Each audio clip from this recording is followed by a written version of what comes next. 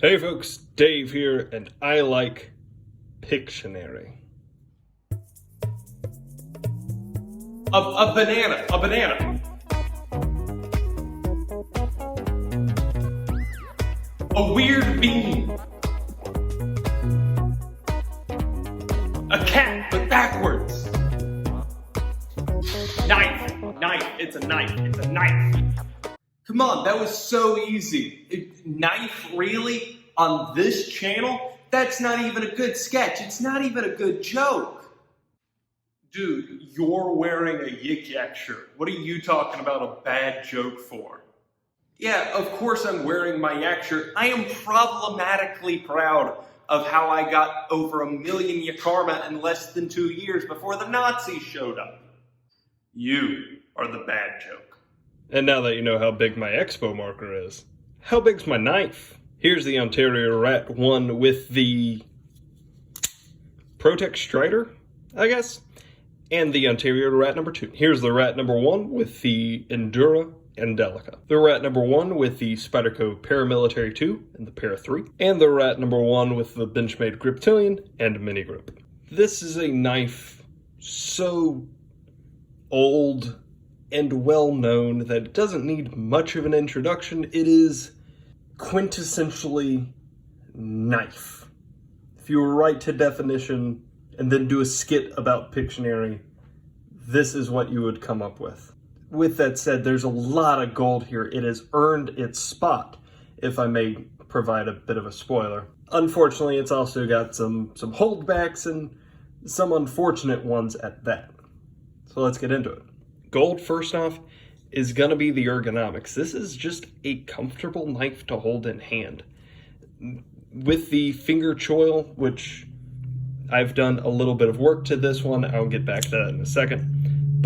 And the action's so good, I just accidentally triggered that. I wasn't even trying to open it. My thumb just hit it's really good.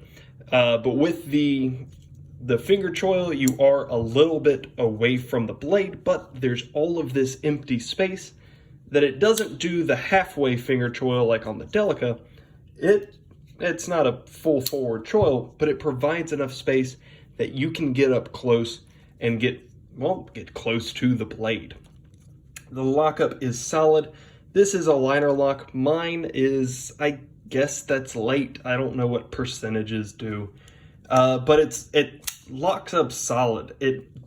There's no wiggle. It doesn't go anywhere. The clip is fantastic. It's simple. Held in by 3 screws. It's 4-point positional, so you can go left, right, tip up, tip down. The lockup is great. Liner lock is one of the simplest, easiest locks that there is to bother with. It's right there. There's a little bit of texturing on it.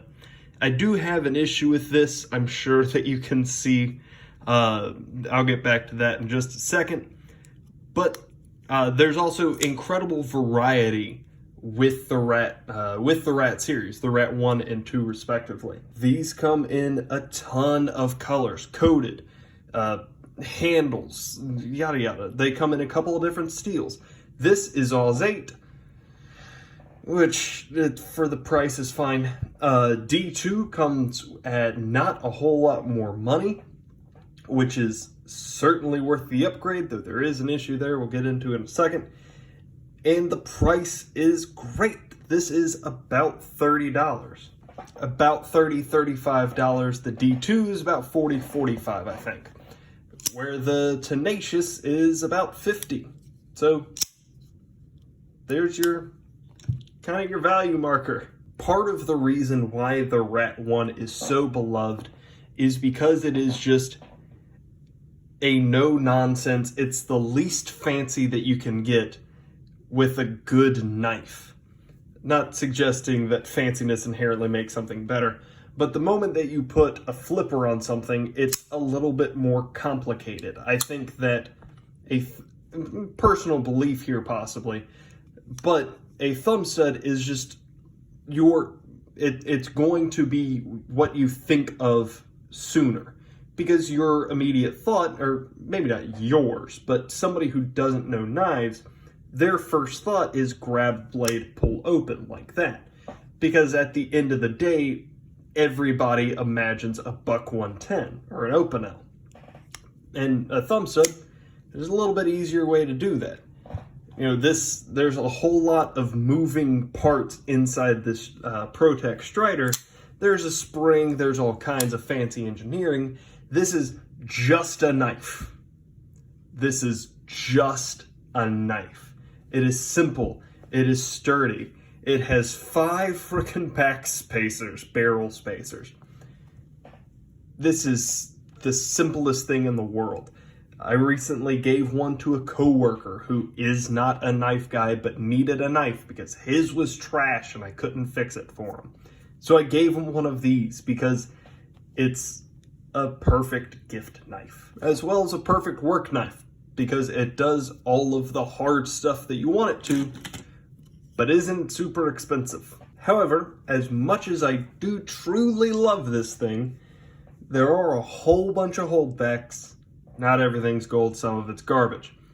And we're gonna start with, back here, the lanyard hole.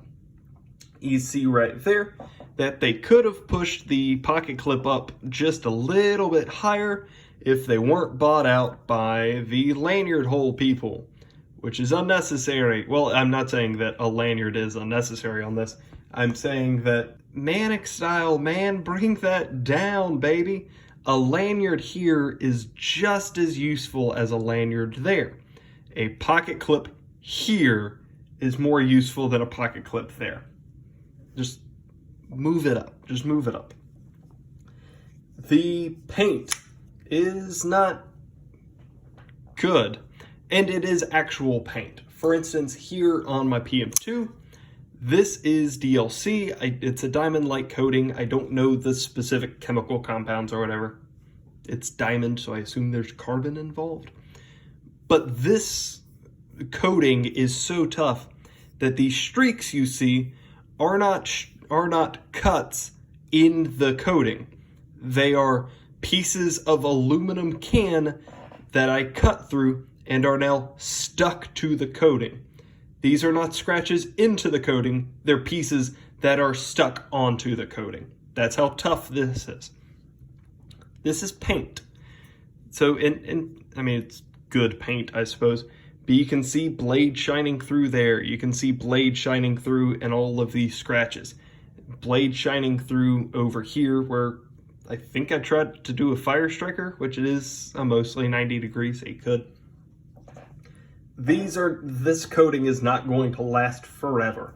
It'll last fine. It's not a big problem. Just know that as inexpensive as this knife is, it looks worn pretty quick, which for me is a really good thing because I really like it when my tools show use and wear. If you also do, then you will get that from this. The lock access, which I referenced earlier, is not great lock bar access. It's fine. It should be better, so I made it better.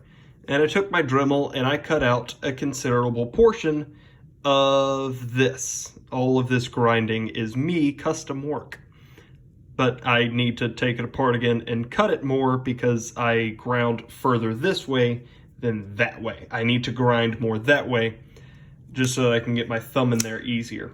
So just know that it's possibly an issue, but it's one that's relatively easy to fix. Get a Dremel, do work, it's fun. The weight, part of the sturdiness is that, well, this is just going to be heavy. This is 5 ounces, and I'll prove it in a second. There, I've proven it. It's 5 ounces, 4.9, versus, I don't know, what are some of the other big knives that I use for comparison? That's 4 ounces, 3.9. The Endura is 3 ounces, 3.3. The PM2 is like 3.5, I think. All right, 3.9, it's 4 ounces. My point is that this is a thick, heavy boy. The liners are not milled in any way, meaning they don't have holes cut in them, which again is something that you could do yourself and relieve a lot of the weight. but it's not a big problem, just comes with the territory. I have tip written right there, and I don't know why. I don't know. Tip's fine. Be very careful with a live blade because I super just cut myself. I'll be right back. While the new skin on my fingertip is drying, I can continue talking about be very careful with live blades, don't be stupid. I can continue talking about really my biggest issue with this knife, and it is part of the variety.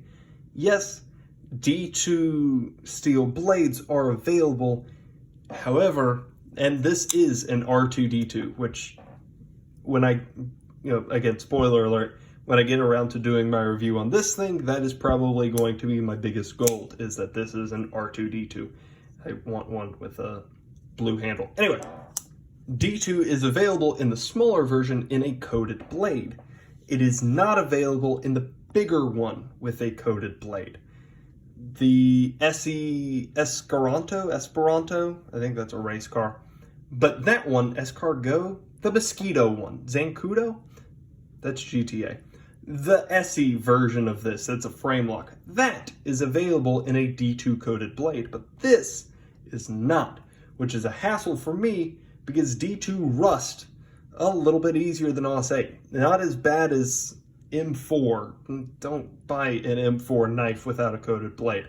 I don't like buying D2 without a coated blade because it rusts a little bit easier. But for the Rat, for whatever reason, the bigger one is not available with a coated D2. The smaller one is, the bigger one is not. That's a problem. Ontario, please fix that. We were all so excited when you started releasing D2 blades.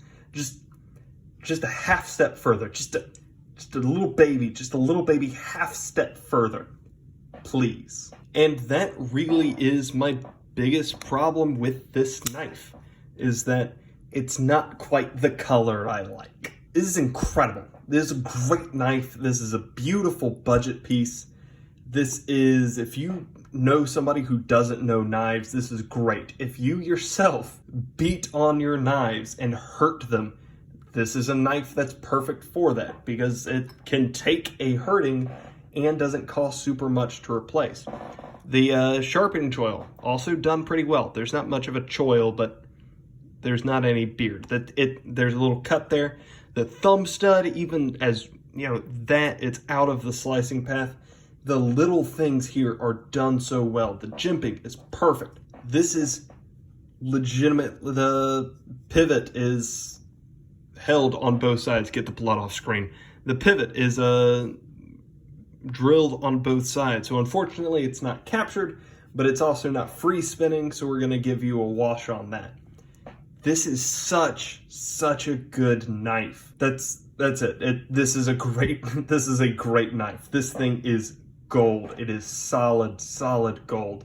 If you're looking for a budget piece, you're not going to be able to do much better value-wise than this, especially in the D2 version. I do believe that the D2 version adds a significant value increase over this AUS 8 just because AUS 8 historically, in my experience, does not hold edges very well. However, it absolutely takes them. What's happening off screen to your left happens because this is one of the sharpest knives that I currently own. It's incredible. AUS 8 takes a great edge. It just doesn't hold it. D2 also takes a good edge and holds it quite a bit longer, meaningfully longer. So this is great. The AUS 8 version even is great. D2, I think it's worth the step up. I wish it were coated. If you have any questions, comments, or suggestions, let me know down below. And other than that, you have a great day.